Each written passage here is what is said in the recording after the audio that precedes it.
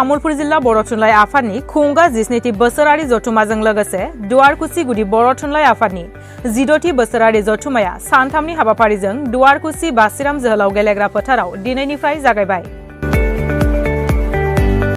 फुंबिलिनि समाव गाहाय गेट, सायनासालि, थान्दै नब्लां, थान्दै बादा, जामुसालि बायदि बेखेवनाया जोबनानै थांबाय।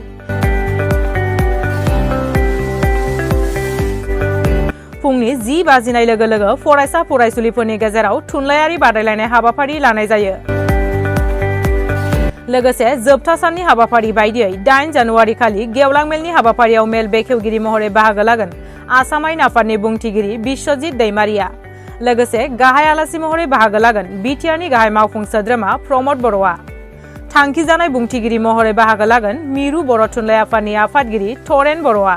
लोगोसे बाहागो लाबावगोन डिआइडि लिटिल मास्टार सेसन 5 आव देरहागिरि नबजित नार्जारी, रायजो बिजेपिनि आफादगिरि भवेश कलिता, 52 नं तामुलपुर विधानसभा बियाबनि एमएलए जलेन दैमारी, मंगलदै लकसभा बियाबनि एमपि दिलीप सयकिया बिथांमोना बाहागो लागोन।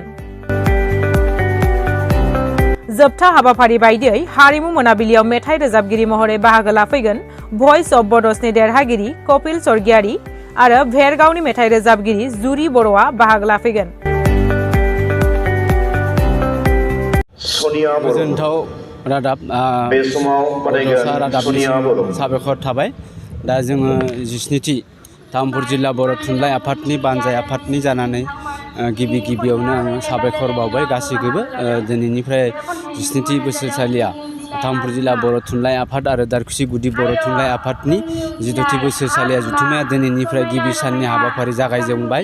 फुंनि 7:30 रिंगानिफ्राय रुंसारि गजेन बर' गोसोखां दरखं गाहाय दरखं बेखेवनायनिफ्राय आरम्भ खालामनानै दा गासैबो हाबाफारिखौ फारि फारि जागायनायनि गेजेरजों जोङो आवगायलांदों।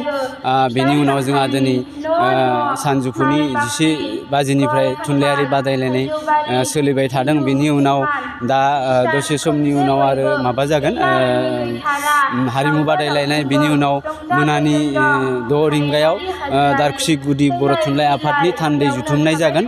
बेनि उनाव गाबोनो 7 जानुवारि खालि जिल्लानि 17थि बोसोरसालिया जा तामुलपुर जिल्ला बर' थुनलाइ आफादनि थान्दै आफाद जिरायगोन।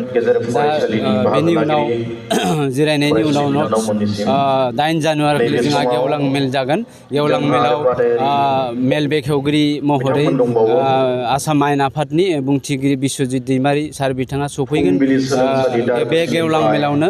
आरो बिटिआरनि सिएम मानगोनां मानव गेदेर प्रमद बर' साराबो सफैगोन। दा बेनिखायनो गासैबो रायजो राजाफोरखौ आङो खावलायनो नागिरदों जाहाथे मेलाव गासैबो हेफाजाब होनानै जोंनि मेलखौ जाफुंसार होनो हायो। लोगोसेयावनो जोंनि गेवलां मेलाव बर' थुनलाइ आफादनि आफादगिरि मानव गेदेर सार तरेन बर' साराबो नुजाथिफैगोन। दा बेनिखायनो गासै जोंनि बे 17थि बोसोरसालिया जथुमानि जा गेवलां मेलनि हाबाफारिखौ बयबो रायजो राजाफ्रा जोंनि मेलाव जाफुंसार होनायाव मदद खालामो आरो मेलखौ जाफुंसार होयो। बेनिखायनो आङो गासिबो रायजो राजाफोरखौ हास्थायदों।